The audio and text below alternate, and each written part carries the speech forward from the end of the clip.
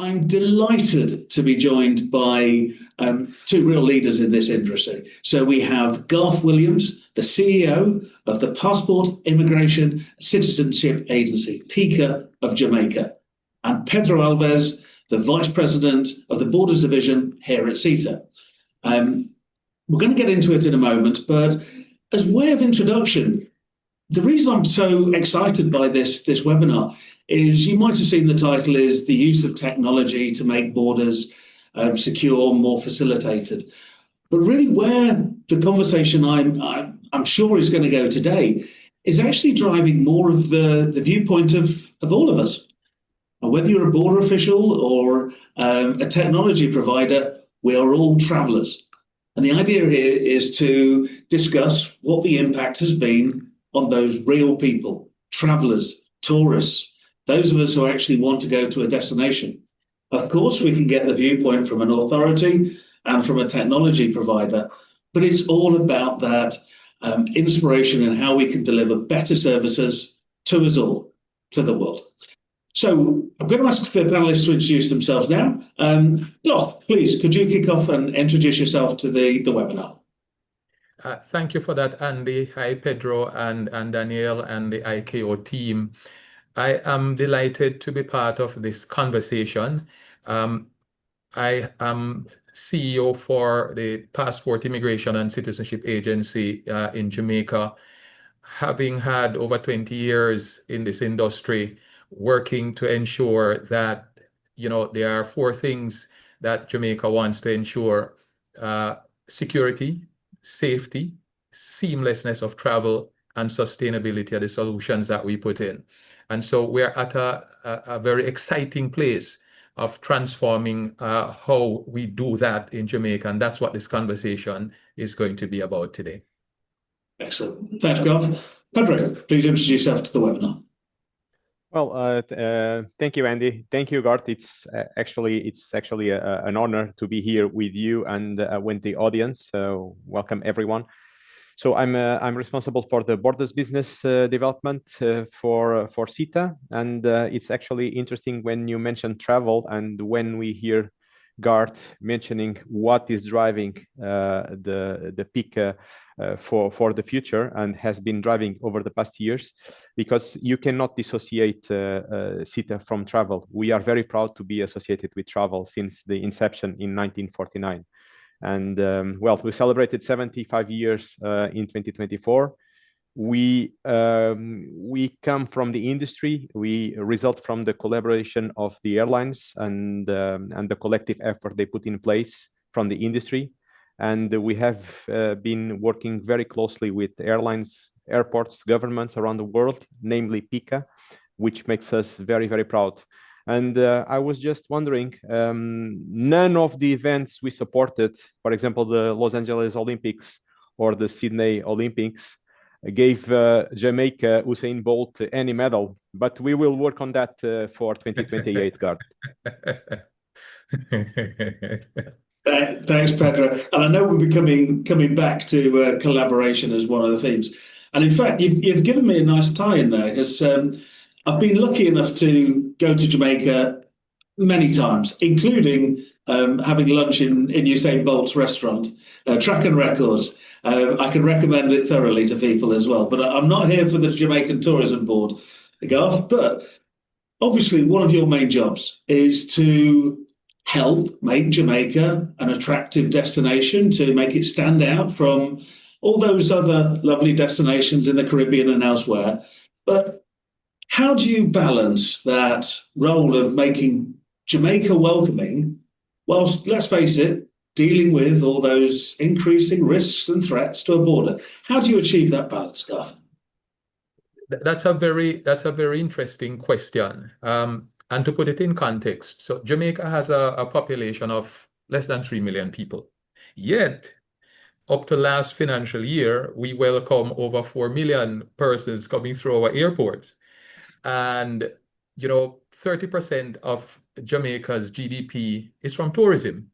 So obviously, as a small island state in the Caribbean, it is very important in a competitive space for tourism that we provide a welcome experience for Jamaicans coming home and for tourists, but also because we are a border security entity, we have to make sure that the threats and the risk are managed in a way that gives you that balance where you focus on the seamlessness of 99% of those who are coming, low risk, no risk, and then be able to have our border security officials focus attention and resource in a data-driven way, in a risk-based way, on those persons who would pose a risk at the borders.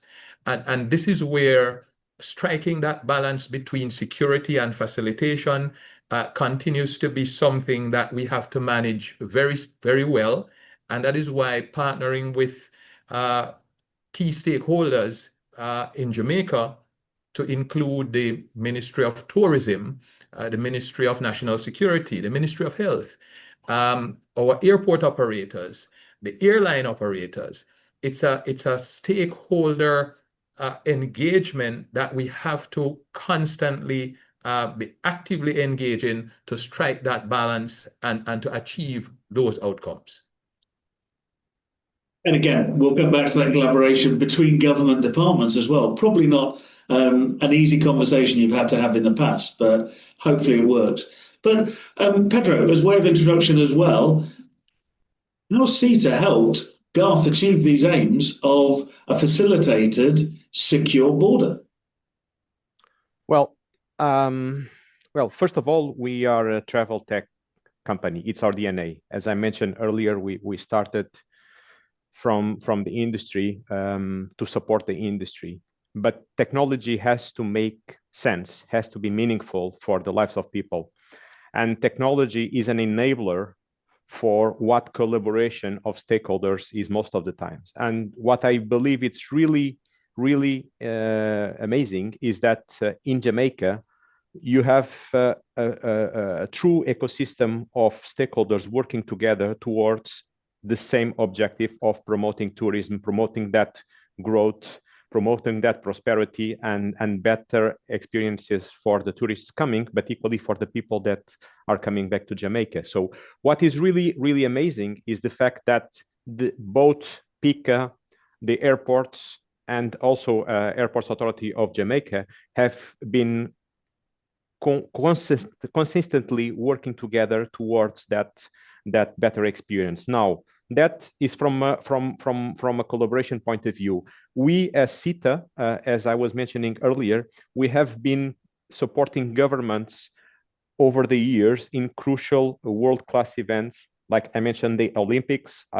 We also did a very important role during the last Qatar FIFA event. But that's one of the reasons why we are trusted by more than 72 governments around the world, and that more than 2 billion passengers are processed through our border solutions. So technology for us is an enabler. We are very proud to work with Jamaica, namely PICA, for the past more than 10 years now, Garth, isn't it? Yes, it has been more than a decade since we are working together. That is something that we are very proud of through, I would say, mainly two points or two streams. One is around the traveler data and the other through the automation. But I will not go in more detail. I will let you continue. I think I'm going beyond what was your question, and maybe we can come later. As I think most people in the industry know, I love it when conversations fly out all over the place. That's what they should do. But I am going to, actually, Garth, I'm going to come to you. Great. All sort of how we work together and the collaboration that's needed. But give me some specifics, Garth. What does it look like for a new tourist coming to Montego Bay? What are they going to experience that makes the arrival experience there better than another country? We won't name, Garth, for political reasons. We won't name anybody else. But what makes it better for them going to Montego Bay? All right. So let me start with even before the visitors or the Jamaican returning home arrive, let's start from the start of the journey. I think, you know, I was coming through a Canadian airport recently heading back home. It was early in the morning, it was cold, it was in November. And as we got into the airport, was a delegation of us who were coming from an ICAO meeting. And as we walked up to the counter, we were among the first. And, you know, you could see they were just setting up. And as we took out the Jamaican passport, the person at the check-in counter, she just lit up. And she said, Jamaica? I have been there. I got married there. And her entire expression just changed. She said, can we come with you? I think the memory of the good times people have when they come to Jamaica is what drives them coming back. And one of the things we do is we listen to our stakeholders and our passengers to see what their experience have been and how can we, as border security officials, ensure that they have a seamless journey from the start. So they will fill out an online ED card, which they will submit online and it comes to us. And they will, upon arrival, be able to go to a kiosk, a self-service kiosk, and swipe their passport.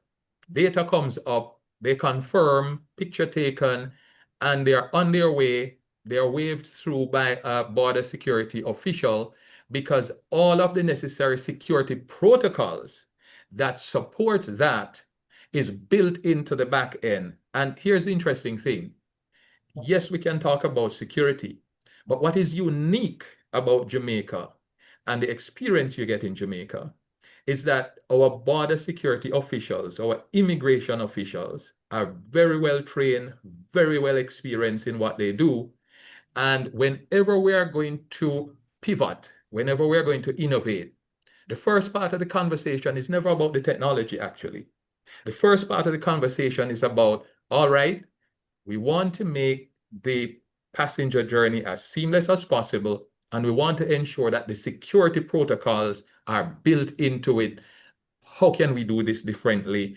And that's where the conversation starts. So when the passenger comes and have that seamless journey coming through, all of the security protocols that we design, the immigration officials, the border security officials, our customs partner, our tourism partners, our health partners, help to design what that journey should look like. And the feedback from our passengers also help to design what that journey should look like. And let me give you a very easy example. You may remember, Andy, in 2012, when we just started this journey with SITA, we started at the outgoing side and we got that right. And we converted to the incoming side.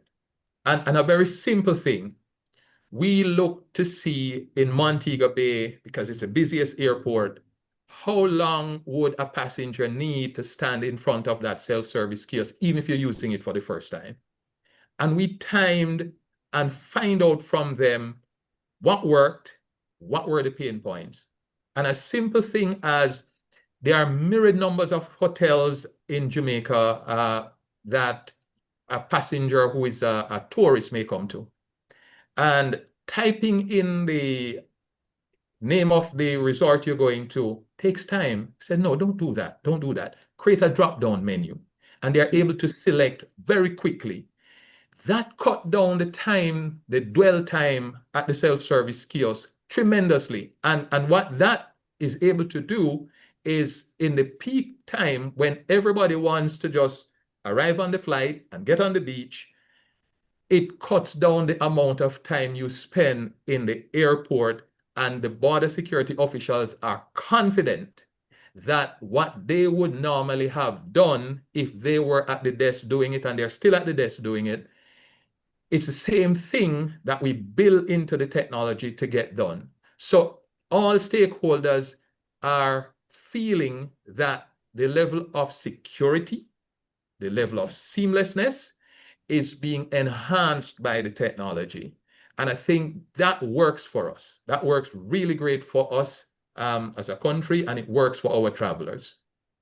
Perfect. And again, that confidence, giving your officers the confidence that machines can process, they can take the burden, and let them focus on the customer service element. And I want to come back to the customer service element in a moment, but we've had a question in from a Basil Killian. Really, it was a question I was just going to ask Pedro. What's next? What's on the horizon, the short term, the medium term, that is going to make that experience in Montego Bay, in Kingston, even better for Garth and the tourists? Well, before we go on what's next, I think we need to emphasize what Garth has just mentioned, because he is spot on, not just on the collaboration among the stakeholders that we were describing earlier, but the fact that the focus of the PICA officers being in two streams. One, the security, so maximizing the security because they know in advance who is coming to their borders, but equally the focus they have put into the passenger experience, making sure that it's a seamless, expedited operation, and that would put them as soon as possible in their hotels and in the beach. That's what they are here for.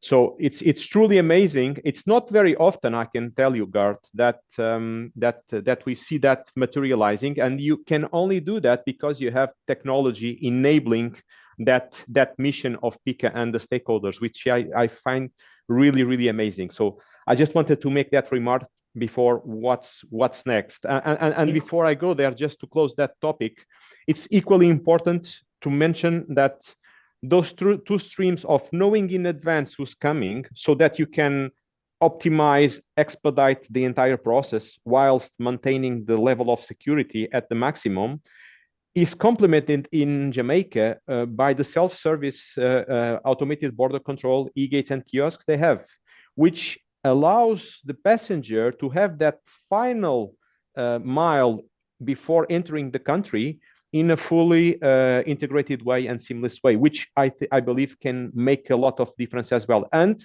I have experienced it myself, and it's quite fast and efficient. So congratulations, Garth and PICA team. It's an amazing setup that you have. Now, how can we enhance it? I would leave that first to Garth, because I'm sure that Garth has a vision on how they can move ahead, how can PICA move ahead and continue this journey. From our end, we are obviously open and keen to support PICA in the next stage. For me, we cannot go without mentioning a couple of points. One of them being digital identity. We see more and more that digital identity is taking a crucial role in not just expediting that full process as we were just describing and getting the exact information in advance, but equally when combined with biometrics, expediting the process when the person reaches the border. And why not consider that as enabler for future services? The other thing that we see as well is how can we reinforce that information in advance, so that travel data that you are getting today. And that can obviously be reinforced with the right border management systems, but equally with the right tools for risk analysis and advanced threat detection. So I think it's just a suggestion, but obviously, Garth, I'm sure that you have your own opinions on how that can evolve.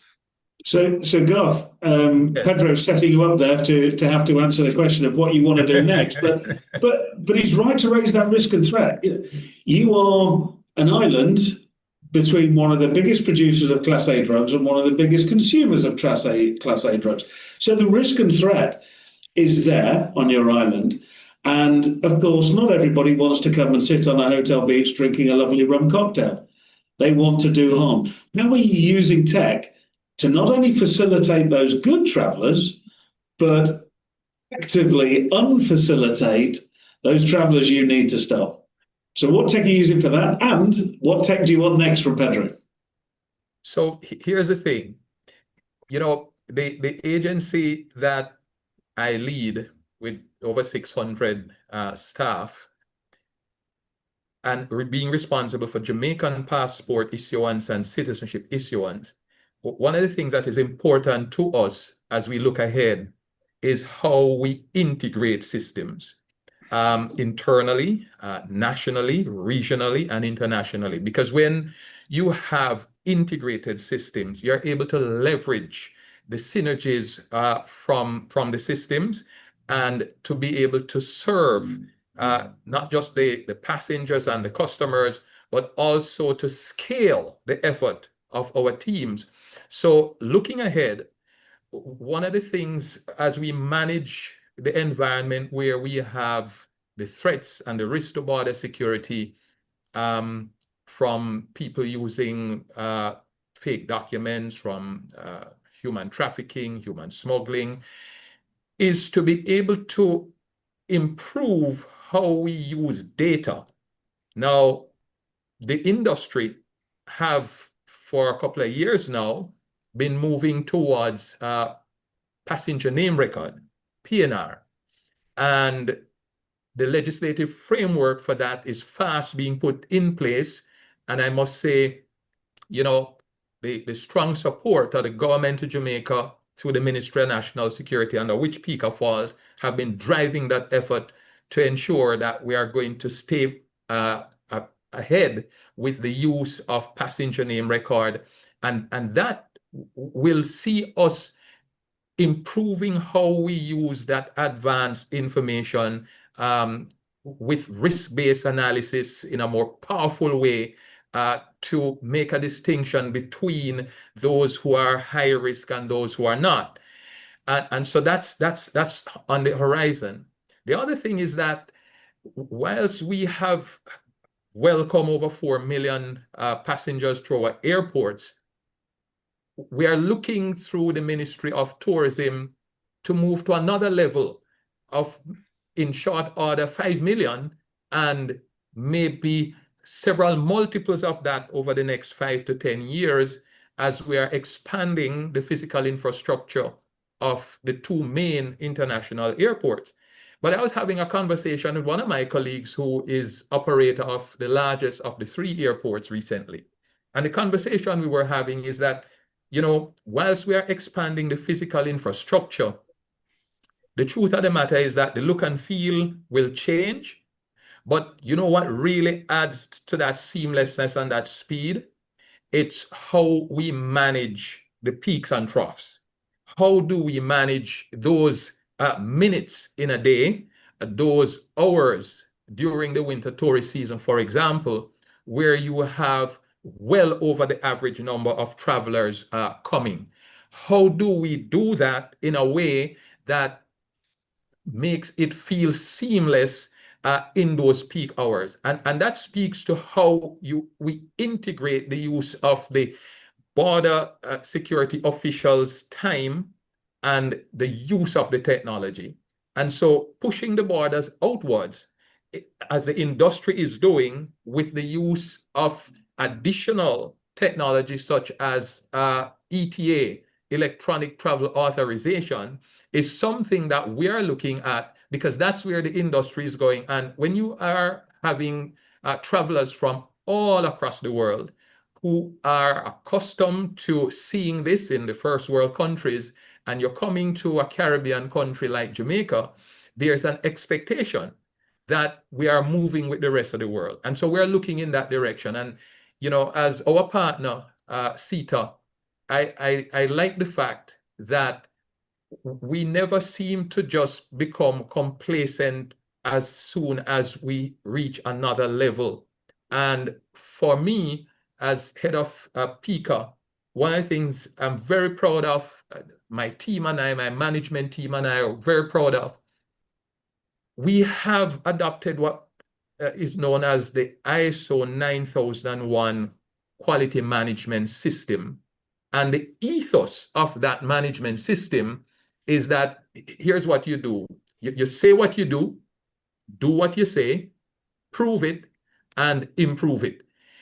That continuous improvement using innovation, using technology, we have to do it in a way where when you partner with any provider, SITA, any other provider, it is a continuous journey So as we look to growth, as we look to managing the threats and the risks that comes with border security, we continue to have to evolve and innovate in such a way that the security, which is our mandate, remains solid, and the seamlessness that promotes our country as a tourist destination remains very competitive. And so for me, I'm looking forward to that continued close collaboration as we innovate and as we take advantage of what technology can do to redefine how we deliver security and seamlessness at the borders. Yeah. And as you say, the threat's continually evolving. The requests from legitimate travellers is constantly evolving. So the partnership with tech vendors like SITA has to continually evolve as well. We've been asking a question that actually touches on what I think you've both said from a Lance Farquharson about, if passengers are completing a declaration, why do they also need to go to a kiosk? Why can't they go straight to an officer? And I know that's something that's being discussed. Pedro, you mentioned it on digital. Before you answer directly, Garth, Pedro, why should travellers have to do a declaration and a kiosk? Well, it will depend a lot on the workflow that the country will decide, right? So in this case, this is the workflow that PICA has established, and they will do, if I recall correctly, biometric capture at the kiosk. That Garth can complete, but it depends on the workflow that each country will define, and in this case you also have the validation in a process before coming to the border office. To the border officer, and that obviously helps the full process, because if you pull up that declaration and you confirm it and you apply it with biometrics, and then you get the print and you go to the officer, all the process is running while you are doing that, and the validations have been done. So when you get to the officer, it will be expedited. Now, is this the ideal, most technological, more advanced? I think we all know there are other solutions, but this is the solution that exists today, and I experienced it myself. It works very well, as I mentioned earlier. But just a note on Garth mentioning the interoperability and the integration on a seamless solution. And this is, if I need to summarize what I feel about the entire setup, not just the kiosks and the travel declaration, but the entire setup and workflow that exists in Jamaica, is exactly how powerful that is. Equally simple, but does the trick. And even the smile that you get from the officers in the booth, I think it's part of the training, as you mentioned earlier, Garth, but it's also part of that experience when you arrive. So it's delightful, actually. I agree, and again, I think it's that there is no one solution that will deal with 100% of travellers to a country. So you need to be able to offer that variety. And ultimately, as you both said, and Garth kicked this off, it's about that welcoming experience and officers being able to look up from stamping a passport to actually engage.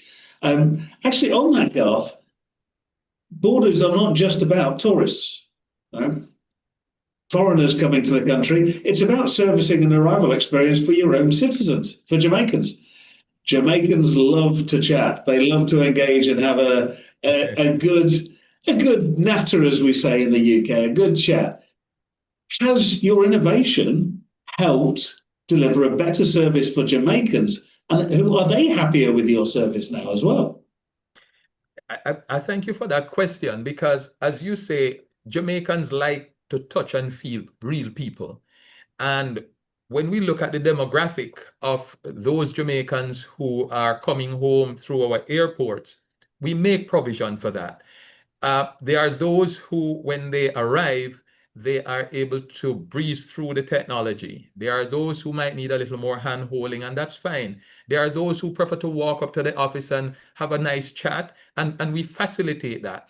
And one of the things that we learn in constantly improving and using technology, again, our border security officials are sensitive to the needs of each of the demographics. So in Montego Bay Airport, for example, during the winter tourist season, families travel a lot. So you can have a family of 3, 4, including children, and we make provision for that. In Kingston, it's a lot of business travelers and Jamaicans returning home, and we make provision for that. And so officers will come alongside and advise and help to navigate. And, you know, guess what? One of the things we build in as well is resilience and contingencies, because technology is great, but life happens. And Jamaica, we live in a tropical zone where every year you have hurricanes and you can have disruption in technology. Again, our border security officials are so well trained, and we organize so that whatever may happen, we're able to pivot very seamlessly. And therefore, whether you're dealing with seniors, whether you're dealing with families, or whether you deal with a business traveler who just want to breeze through, we give that kind of a support, where the officers are the ones who make sure that that happens. So, you know, Jamaicans coming home, when they take out their Jamaican passport, they actually have the facility where you can just go straight to the e-gate and use your Jamaican passport, and you're gone.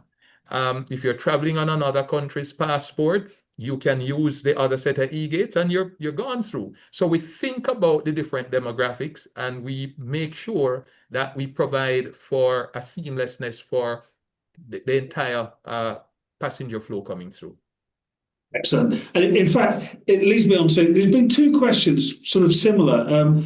One from Basil again, but also from Stephen Chapman. And really what they're asking is, how can we replicate, how can we get this as a standard or recommended practice for airports and border authorities around the world? How can we replicate the success you've had and the success you want to achieve elsewhere?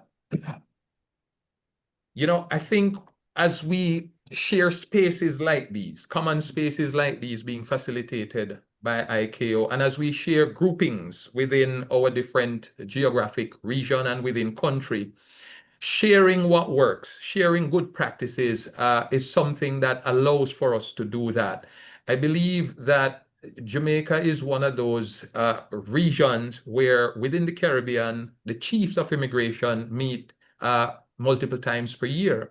And we invite key stakeholders to have conversations about where the industry is going. And we share some of the challenges, the risk, and so on. And we also share the good practices. And so forming different meeting groups, whether nationally, regionally, and indeed internationally, allows us to share best practices. And this that we're having right here is a perfectly good example. Replicating success requires adaptation to what is unique to each country, but it also requires extracting the principles around it. And for me, one of the things that can easily be replicated, it doesn't cost anything, is just start by engaging all the key stakeholders in a process of change. I mentioned that we embrace ISO 9001 quality management systems. It specifies whenever we're going to make any change, there's engagement of all of who will be involved, all of who will be impacted, all of who will contribute to it, all of who need to be informed. You engage before the change, you engage during the change, and you evaluate by engaging after the change, and you document and you share. And I give you a very simple example. In any industry, even in banks, when a couple of years ago, banks were automating how you do business outside of the banks, staff will always feel threatened by technology unless the engagement begins before. Sometimes border security officials, when confronted by change with technology, will ask the question, how will this impact my role? How will I do my job? Will this replace me? As we were in a Chiefs of Immigration meeting recently in St. Lucia, and that very question came up. How will the technology help, but how will it replace me? And so just having the conversation before helps with the ideas around that it is an enabler. It cannot replace. And you and I have spoken before, and we have said this. Technology cannot detect intention. Yeah. It's human beings, it's border security officials who detect intention. But the experience of the border security official when you're designing the technology and designing the rules, that's where you tap into the reservoir of skill and knowledge of the border security official. And that's where, when you are now implementing, you gain a momentum. And so that's easy to do. It doesn't cost anything. Stakeholder engagement can easily be replicated, because that's where the adaptation of what is unique to your country takes place. I agree. And that sort of, I think communication and the sharing, and organizations like ICAO being able to share the message of success and lessons learned, particularly, which gone wrong too. But you mentioned you've got two major airports. Pedro, SITA works in 1,000 airports. Why aren't we replicating this in 1,000 airports around the world? How can we do better at sharing the message? Oh, that's you actually picked on a point that I want to bring. It's not by just doing it at the airports, actually. And when you asked me earlier, what can we help? How can we help this going to the next level? We are obviously talking about airports because air travel is one of the most demanding ones, and it's the usually where countries will invest, because it's the first contact, it's where you get most of the traffic. But equally, for Jamaica and the Caribbean, it's equally important, the maritime piece. So I just want to make that note that we are also and equally trying to bring that expertise of SITA, working with the industry for more than 75 years, being a cornerstone of the industry in the border security and the communications, bring that to speed with the maritime as well. It is something that we are working very hard with some stakeholders, and eventually, Garth, we would be very keen to work with Jamaica and the region to enhance not just the security but equally the facilitation. Now, what can we do more? Going to your question, I believe that the airports, by the nature of the game, they are time constrained, they are under pressure with capacity. So not just the time to process, but more than that, it's also the passenger experiences, the capacity of the airport. It's the capacity of the officers, as Garth was mentioning earlier. He has to cater for different needs if it's in Kingston or if it's in Montego, because the people that you see in front of the officers will be different.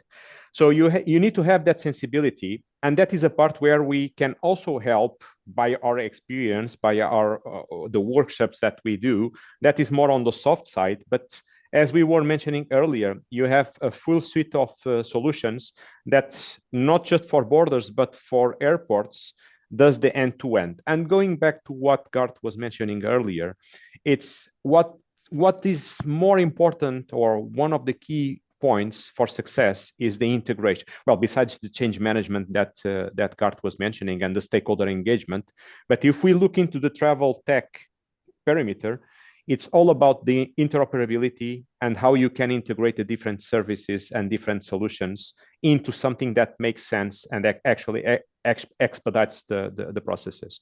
So, well, I will not go into more solutions because Garth mentioned everything in the previous comment.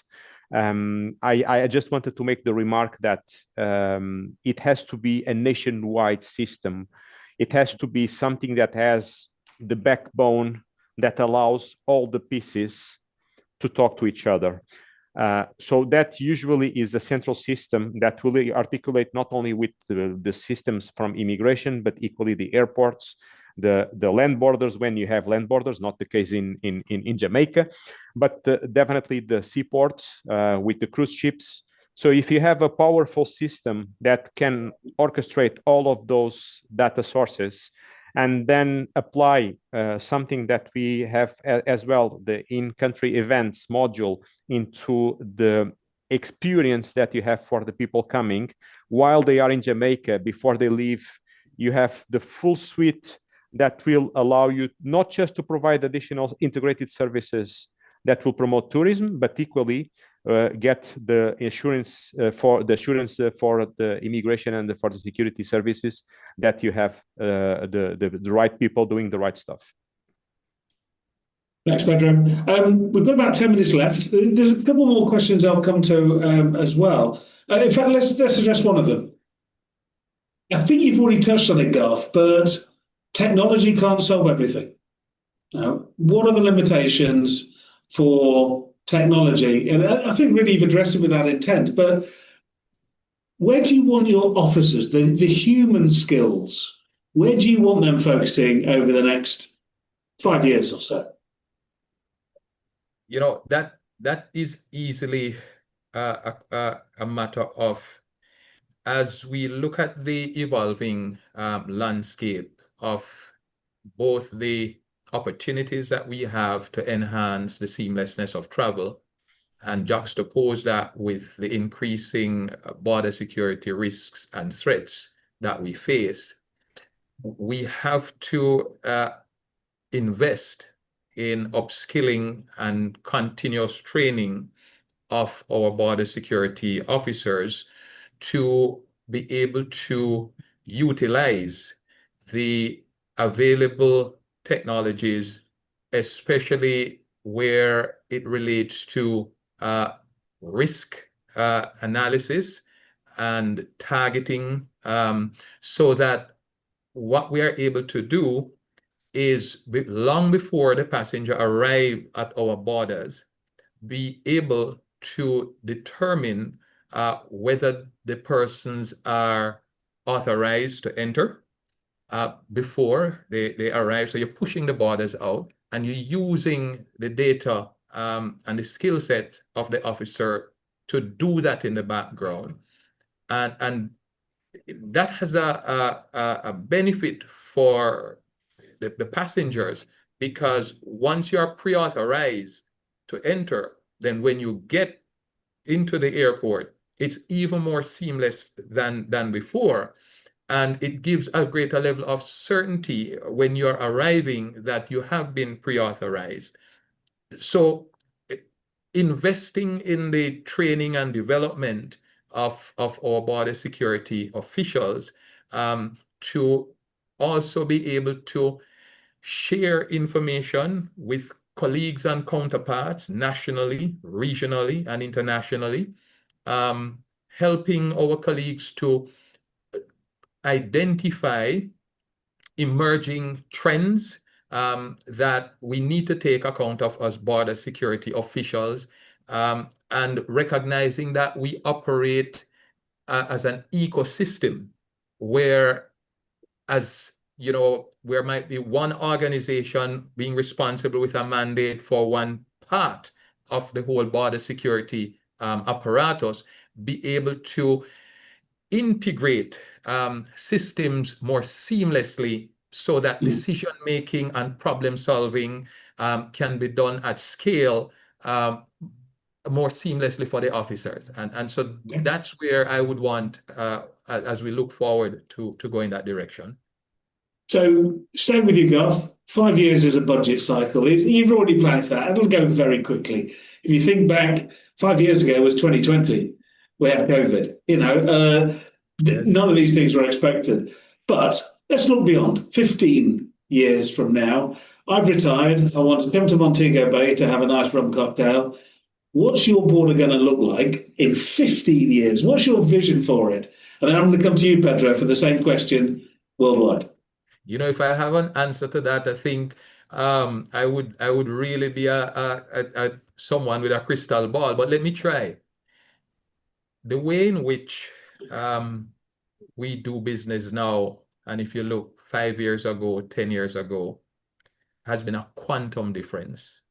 10 years ago, 15 years ago, we had outgoing immigration where our border security persons were screening everybody going out. We changed that in 2012. That doesn't happen in the way it was done then. 5 years ago, when COVID entered the picture, and everything shut down, by 2023, travel increased at a pace that I think no one expected. Yeah. And it put a strain on infrastructure. What I see going forward is us planning for a level of growth in travel that perhaps in another 10, 15 years will more than double, maybe even triple what we're building now as capacity. And therefore, the only thing that is limitless is the innovation and, you know, the use of ideas to continuously improve as we go along. So whereas you now carry a passport and you come and swipe, that's probably in the next 15 years going to be a thing of the past.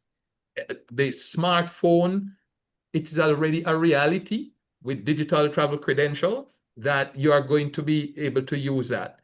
Contactless travel through the airport, the use of facial recognition to allow for pre-authorized travelers to go through seamlessly, that's going to be a norm.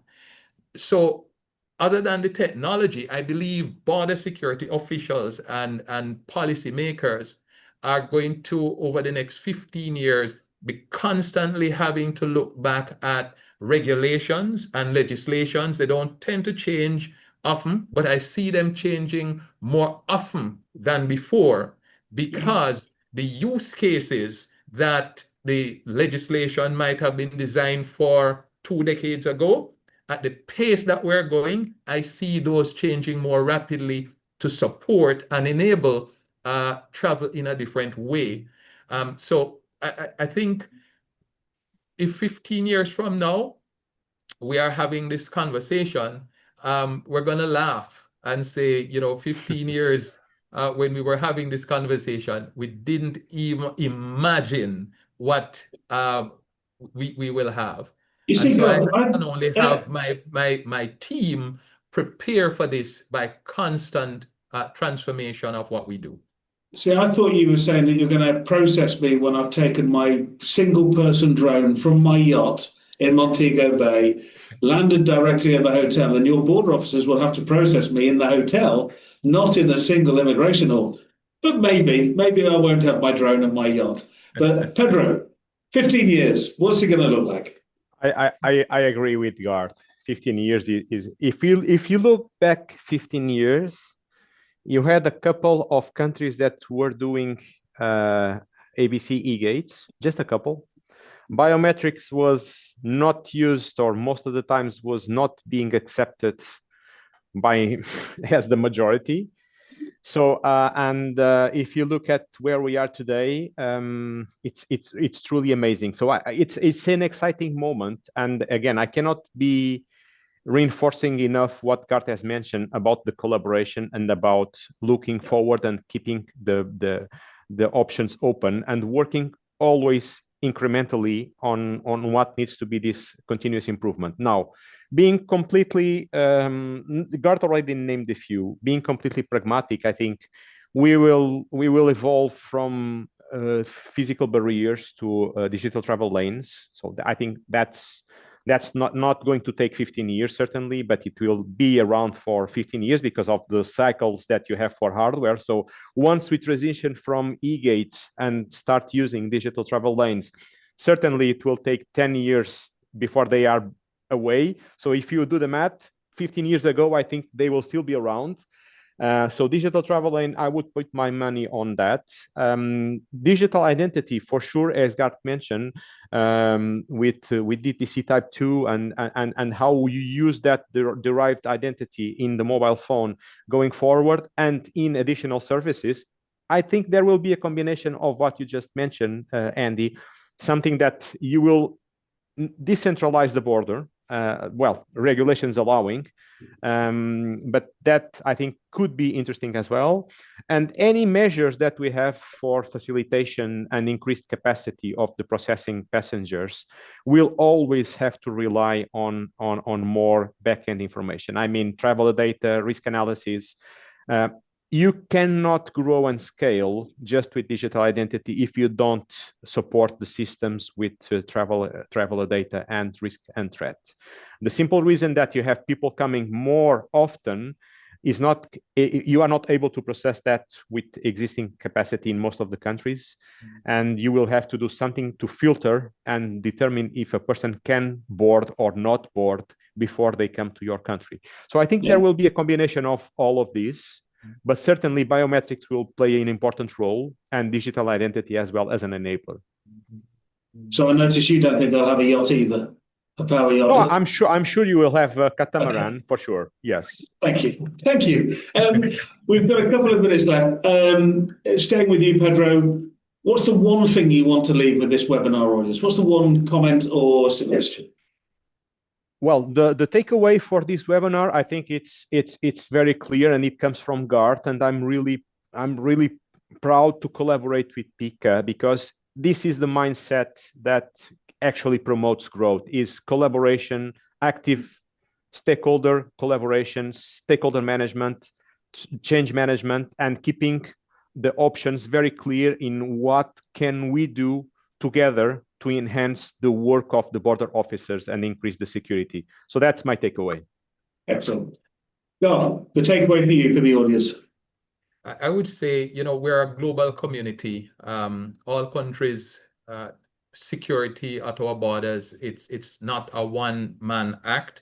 It's collaboration and information sharing. And I think this conversation we're having, I think we need to have many more of these in different fora and different forums, so that we share good practices and continue to evolve and continue to improve.